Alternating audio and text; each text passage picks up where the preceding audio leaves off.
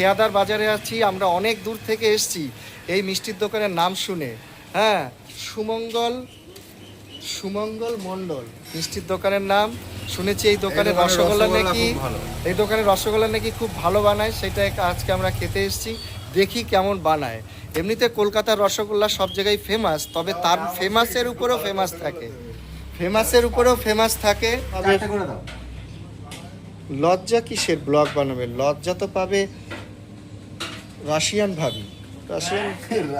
Russian ভাবি লজ্জা পায় না, উনি লজ্জা পায়। ওটা বর চলে গেছে। হ্যাঁ, ওর বর নাকি ওটা? যাই হোক, কত করে রসগোল্লা ভাই? 7 টাকা পিস রসগোল্লা। রসগোল্লার সাইজ একটু যথেষ্ট ছোট, কিন্তু 7 টাকা।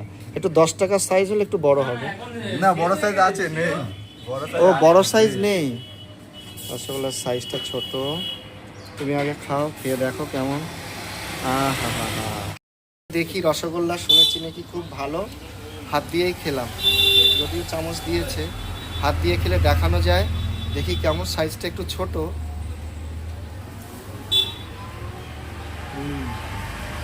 সত্যি ভালো তো।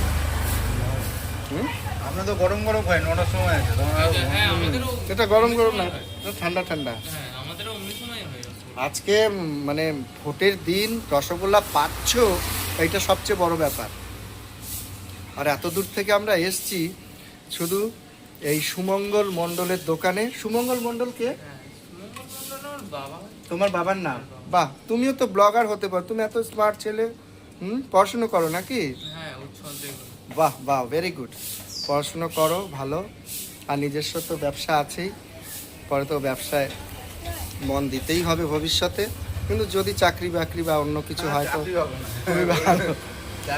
ভালো পড়লে কেন চাকরি হবে না? ফার্স্ট ডিভিশন ফার্স্ট বয় হলে তোমাকে বাড়ির থেকে ডেকে নিয়ে যাবে চাকরি, আসো তোমাকে চাকরি দেবো।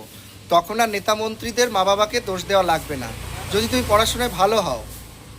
ফার্স্ট ডিভিশন ফার্স্ট বয়, তাহলেই তুমি চাকরি পাবে এবং তোমাকে বাড়ির থেকে ডেকে নিয়ে যাবে। তখন তোমার ঝান্ডাও ধরতে হবে না এবং নেতা মন্ত্রীদের পাও তেলাতে হবে না এবং তোমার মা বাবাকেও দোষ দেওয়া লাগবে না। এইটা হচ্ছে ব্যাপার। আমরা কোনোদিন মা বাবাকে দোষই দিইনি, কারণ আমরা লাস্ট বয়। 10 বছর 10 বার মাধ্যমিকে ফেল, তারপরেও এই করে বেড়াচ্ছি আমরা ভেল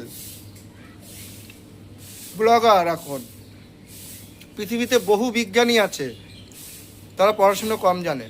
পৃথিবীতে বহু বড় বড় মনীষী আছে, তারা পড়াশুনো কম জানে, কিন্তু তাদের বুদ্ধি বেশি।